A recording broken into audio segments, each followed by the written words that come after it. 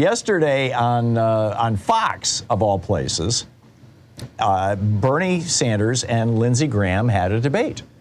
This was on one of the Fox kind of sub-channels. And basically, Bernie just, in my opinion, and that of a number of other people, kind of laid waste to Lindsey Graham. Let me just share, and by the way, for some reason, these clips were flagged by Twitter as being potentially dangerous, I forget the word, content.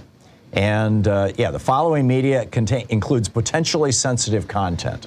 And Nate said he had to log in and prove that he was over 18 to see it. So here's what Twitter says you can't see or hear unless you're over 18. What you don't hear him talking about are, in fact, the most important issues facing this country. That's what the establishment does. Lindsey is a very good and effective representative of the establishment.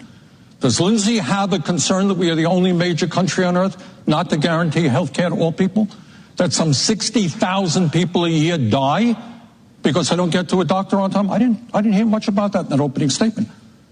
Lindsey care that we have the highest prices in the world for prescription drugs, and that the pharmaceutical industry right now has 1,500 paid lobbyists in Washington, D.C. to make sure that in some cases we pay 10 times more for the medicine that we need? Did Lindsey talk about the fact that we have in South Carolina and all over this country tens of millions of workers working for starvation wages? Did he talk about a corrupt political system in which billionaires today can start a super PAC? And I guess you have some familiarity with super PACs. They help fund your campaign.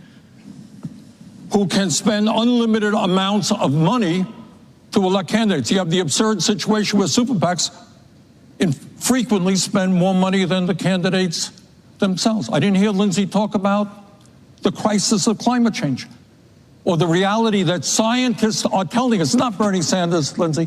This is what the best scientists in the world are telling us. We don't get our act together. The planet we're going to be leaving our kids and future generations will be becoming increasingly uninhabitable. We're talking about great cities like Charleston, South Carolina. You're aware of that. Neighborhoods flooding. There are people who are thinking that not only Charleston, but Miami, New York City will be half underwater by the end of the century. You got to talk about that. You got to talk about income and wealth inequality. Do you have a concern that two people own more wealth than the bottom 42%? Do you have a concern in terms of corporate concentration of ownership? You got 3 Wall Street firms now, BlackRock, State Street, Vanguard, who control $20 trillion in assets.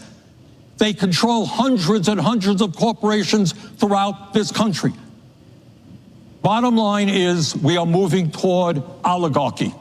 And if we don't stand up and say that we need a government that represents working people and the middle class, I worry very much about the future of this country, and I hope you'll speak to some of those issues. The major oil companies made $35 billion in profit in the first quarter of this year. And at the end of the year, it is estimated they're going to give $88 billion in stock buybacks to their wealthy shareholders. So I do think we have to do something about the outrageously high price of gas. I think the president should bring the major oil companies in and tell them we're going to have a windfall profits tax on what they're doing in order to stop them from ripping off the American people. You know, the last time that oil prices were at $118 a barrel, which is what they are right now, roughly speaking, average gasoline prices at the pump were $3.83, not over $5 a gallon. So I think in the midst of what is going on in this world, and that is the war in Ukraine and Russia oil and the stopping of oil, I think what the oil companies are doing is taking advantage of that situation and raising prices to an outrageous level, which is hurting the American working family. Right. Lindsey Graham debating Bernie Sanders over on Fox News. Brett Baer moderated this thing. It's absolutely fascinating. You can find it. It's from Fox Nation. You can find it over on Fox's website and also on Twitter. And I'll play there's another clip here where Bernie rips into Lindsey Graham around climate change and basically the big oil companies. I mean, Lindsey is like, oh yeah, Joe Biden, we got this terrible inflation. Oh yeah, well, let's talk about gas prices, Lindsey.